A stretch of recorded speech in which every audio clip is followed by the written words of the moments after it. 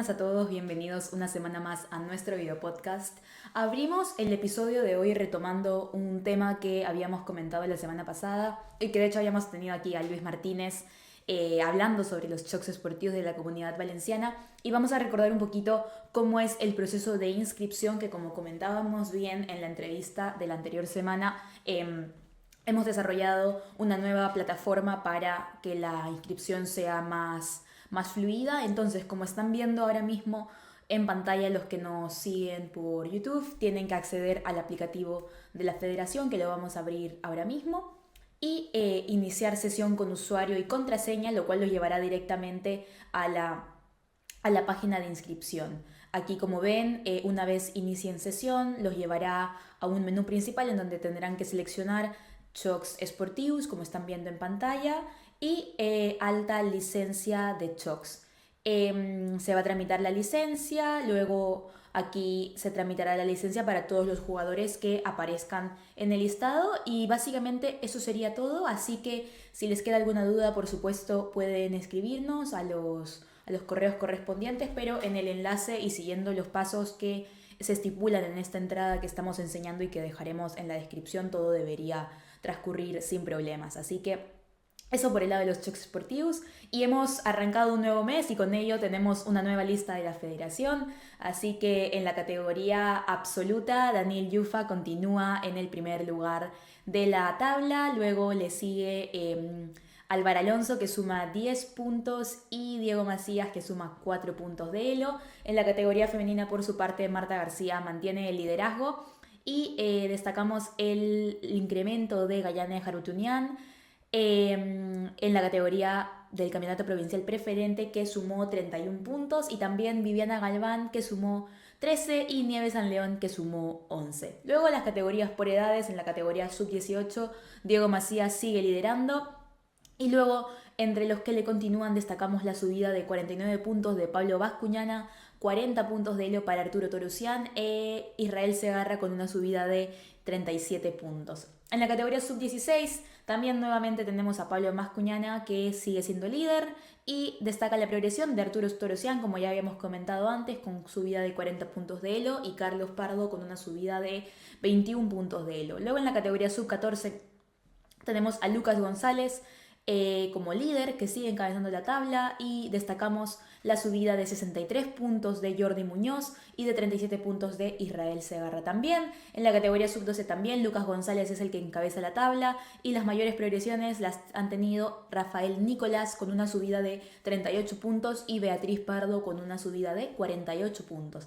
Luego en la categoría sub-10 nos acercamos ya a los más pequeñitos. Líder Liam Rosselló mantiene el primer puesto, y la subida más destacada es de Daniel Valiente con más 70 puntos de elo, también por su excelente actuación en el provincial individual y en el Open Lanucía.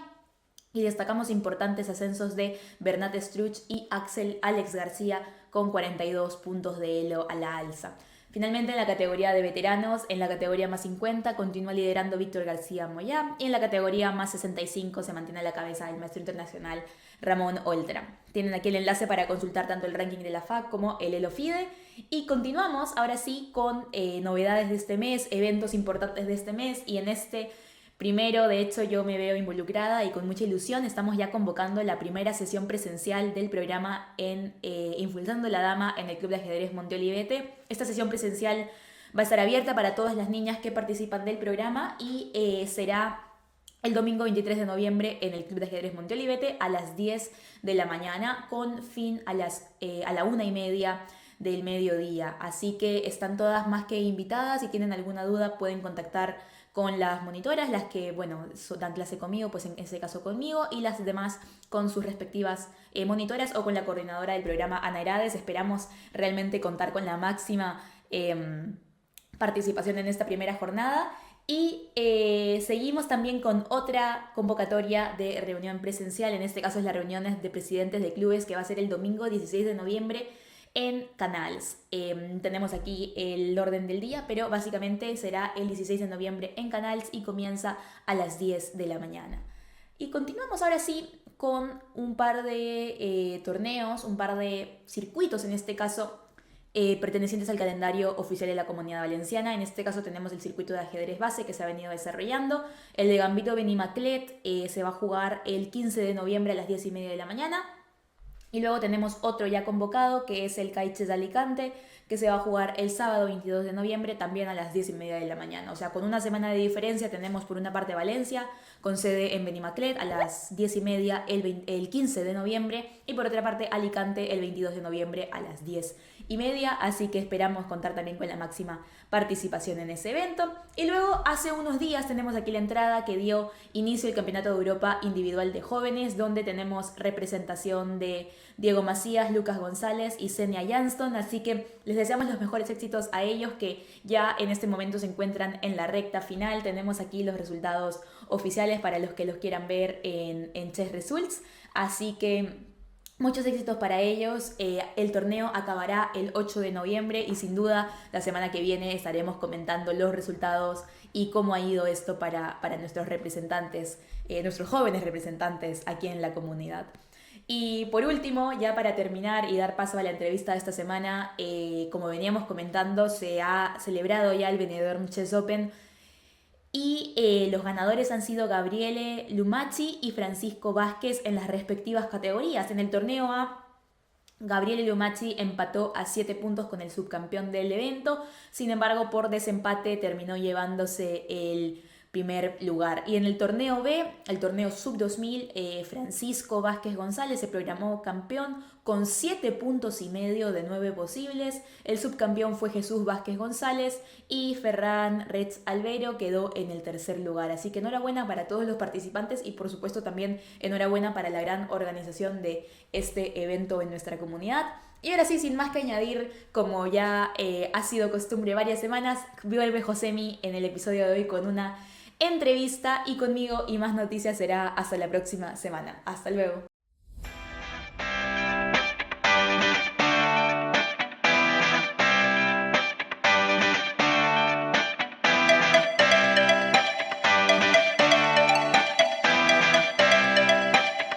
Aquí estamos una semana más en el podcast de la Federación de Ajedrez de la Comunidad Valenciana. Tenemos con nosotros esta semana a Sebastián Martínez. Hola, Sebastián. ¿Qué tal? Esta semana la entrevista es un poco inusual, el fondo y un poco el sonido. Ahora acaban de pasar a saludarme. Estamos en el Hotel Meliá de Benidorm, como podéis ver. Instalaciones fantásticas, muy bonitas, jugando el Open Internacional. Y bueno, ya sabéis que cada semana, si hoy se ve un poco diferente, pues esta vez es una entrevista especial. Ya sabéis que cada semana procuramos entrevistar a gente de todo tipo. Organizadores, árbitros y esta semana es a un jugador. ¿Y por qué Sebastián? Bueno, pues porque Sebastián el año pasado no quedó mal en este torneo, ¿no? Sí. Sebastián fue el campeón el año pasado del torneo B de aficionados sub-2000 y este año está jugando el Open Internacional ya con 2100 de Elo, un fuerte jugador.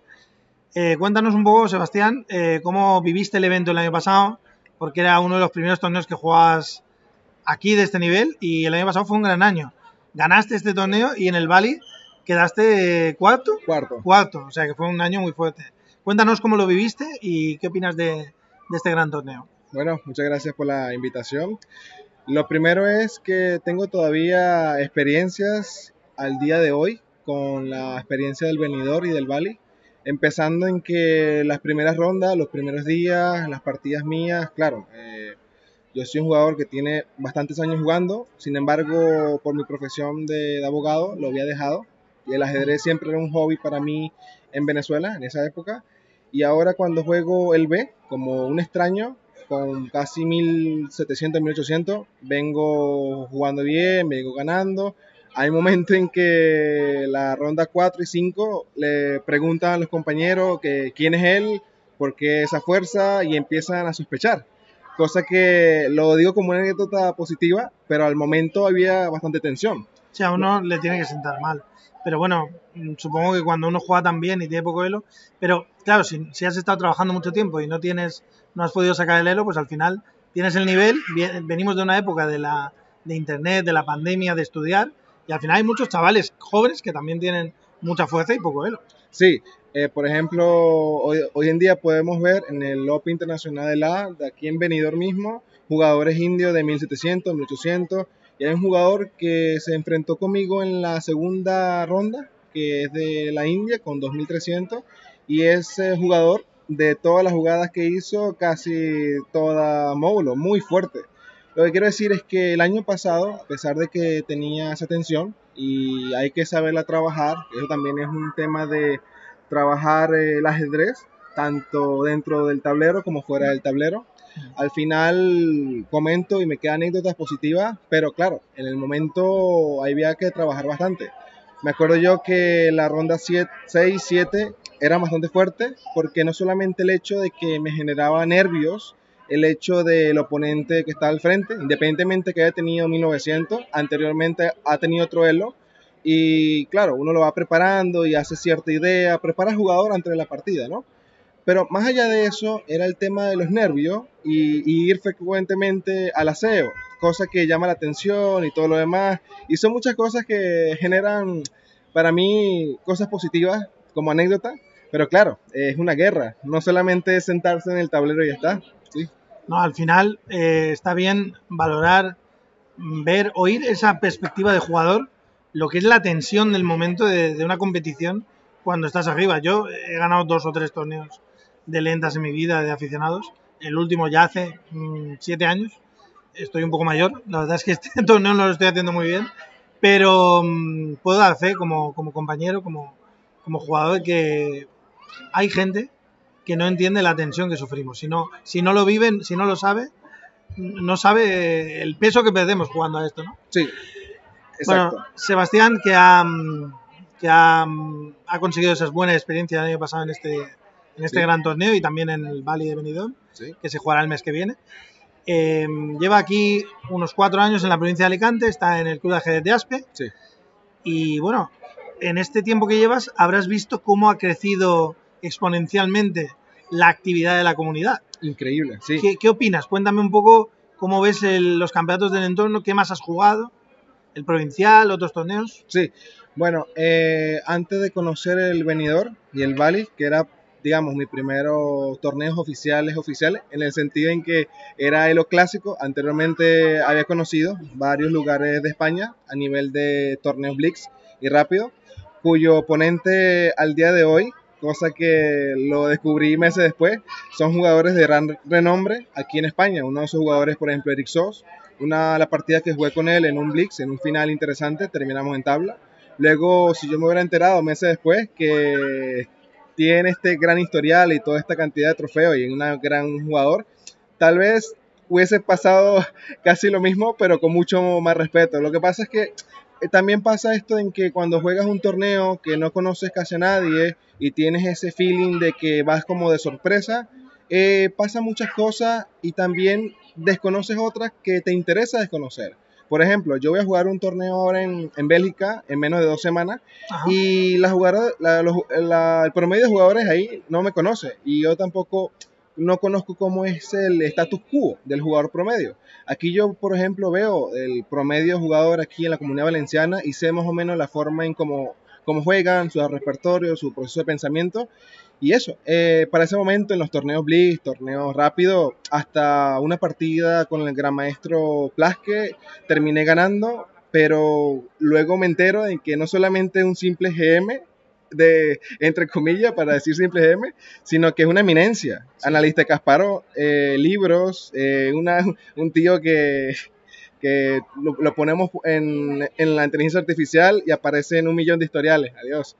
Pues nada, eso. Entre resumen, mi vida ejercísticamente en la Comunidad Valenciana se centraba en Blitz y rápido. Hasta que me dijeron, Sebastián, hay 2300 en un botín, es clásico y bueno, a ver qué puedes hacer. Bueno, la verdad es que has mencionado jugadores que son históricos aquí en la Comunidad Valenciana. Eric es un maestro internacional que este año ha sido campeón autonómico absoluto. Exacto. Y ha ganado, pues no sé si 30 torneos de rápidas y clásicos. Sí. La anécdota que voy a decir, y por supuesto no tiene nada que ver con el jugador que es ahora, es que a Eric le enseñé a jugar yo. Oh. Lo tuve de alumno desde 2006 a 2009. Conmigo llegó a 1900. Oh, luego ya, pues, ya no fue mi alumno, fue mi amigo y compañero. Claro. Y viajamos juntos durante algunos torneos y ya pues se hizo a sí mismo. Perfecto. El jugador que es ahora, con algunos entrenadores y tal, pero por lo menos estuvo conmigo en el colegio en los comienzos y Ok. tal. Y bueno, y Plasket pues también habrá ganado 1000 torneos, ¿no? Claro. Yo he jugado muchas veces con él y bueno, es un talento. Un talento y también una palabra que le definiría sería curioso. Y campeón actual también, porque fue el campeón reciente aquí en el Memorial En de el Venidor Memorial Rápido, Emilio Pellicer. jugando partidas con un performance increíble, lo que te quiere decir que el ajedrez no es un tema de edad, que no deja de ser GM si pasa 40, 50 años. Lo que quiero decir con esto es, bueno, el performance, la disciplina, la actitud siempre te da las pautas generales para tú tener buen desempeño en el tablero. Bueno, la verdad es que son reflexiones que son de conversaciones que podríamos estar cenando, tomando algo y hablar 3 horas de todos los torneos que hemos jugado Sí. y de la gente a la que hemos conocido. Al final, estas conversaciones son algo más que entrevistas. Son opiniones y son vivencias. Todo esto va relacionado también con la actualidad. Hemos hablado de la calidad de un torneo que lo da todo para los jugadores, como el Benidorm Chess. Sí. Hemos hablado de tu experiencia. Sí. Estamos viendo que es una entrevista un poco especial. Si oís un poco de ruido de fondo o gente que nos saluda, pues estamos en el hall del hotel. Sí. Así como hemos jugado alguna vez el torneo de Nuevo Centro, que se hace en un centro comercial y hay muchos espectadores, pues a veces el ruido pues también forma parte de la concentración. Sí. Ahora voy a preguntar a Sebastián un tema triste, pero de actualidad, que el otro día estábamos comentando. Y todo el mundo del ajedrez seguramente estará al tanto de ello. La semana pasada, el martes, si no me equivoco, falleció el gran maestro Daniel Naroditsky, Sí. muy muy conocido por ser un youtuber y streamer y colaborador y grandes vídeos de chess.com y bueno, ganador de 1000 torneos online, ha crecido en contenido en la pandemia, educador, muy joven, se ha ido muy pronto, antes de los 30 años. Bueno, hay muchas especulaciones, Sí. no podemos asegurar nada. Sí. Había gente que quien había visto sus últimos vídeos decía que no estaba en el mejor estado, Sí. que sufría a lo mejor de algún tipo de... Digo a lo mejor siempre porque no podemos demostrar nada. Yo he visto algunos directos y se le veía nervioso, Sí. se le veía con ansiedad, que no tenía la misma cara que antes. Mucha gente decía que, pues, que tomaba algún tipo de medicación, quién sabe. Yo también la tomo. A veces me pongo muy nervioso y tomo ansiolíticos. Ya. Tenemos una edad, no podemos... Yo diariamente consumo L-teanina, que eso es simplemente el compuesto de la hoja de té verde. Y Sí. me sirve para mí para relajarme, entre otras cosas. Claro. Claro, cuando jugamos a deportes que requieren tanta tensión, pues hay que tomar mucha agua. Pero en definitiva, vamos al tema de la cuestión. Sí. ¿Qué opinas sobre lo que le ha... Bueno, sobre lo que le ha pasado es que es muy triste. Sí. Pero la polémica que hay en torno en redes sociales sobre el tema de Kramnik. Ok, empecemos con que... Tenemos como 4 minutos más. Perfecto. Un día antes de que fallece el gran maestro, que incluso cuando yo vuelvo al ajedrez en la época de pandemia, Rebecca Harris en Lichess, él era el primer, digamos, primer personaje de renombre en la plataforma Lichess y un personaje a seguir en todos los ritmos. Se muere prácticamente con mi misma edad, tengo casi la misma edad que este gran maestro y leyenda. El tema de Kramnik hay que saberlo ser concreto. Como jugadores de ajedrez debemos saber ser concreto en las cosas que tenemos que decir. Vamos a resumir un antecedente. Vladimir Kramnik ha sido campeón mundial entre el año 2002 y 2008, si no me equivoco. Sí. Le reveló el título a Kasparov y lo perdió con Topalov. Sí. Y bueno, en los últimos tiempos Kramnik está exageradamente activo en redes sociales y habrá acusado a, no sé, a un montón de gente, Sí. a casi cualquiera que le haya ganado online, que tenga mucho menos que él, le ha acusado de hacer trampas. Sí. Tuvo la polémica del Clash of Clans del mexicano David Alcántara, Eduardo Matías Hospen, sí. Hospen, que es un jugador durísimo. Durísimo. Y luego jugaron un torneo en físico promocionado por el Divis, Cuenca Sí, y tal, sí. y Hospen le ganó. Sí. Y bueno, hoy en día pues lo que tiene es mucha actividad en redes acusando a mucha gente de hacer trampas y de algún modo, no vamos a decir acosando, porque eso sería un delito, pero haciendo comentarios muy irreverentes y estamos grabando.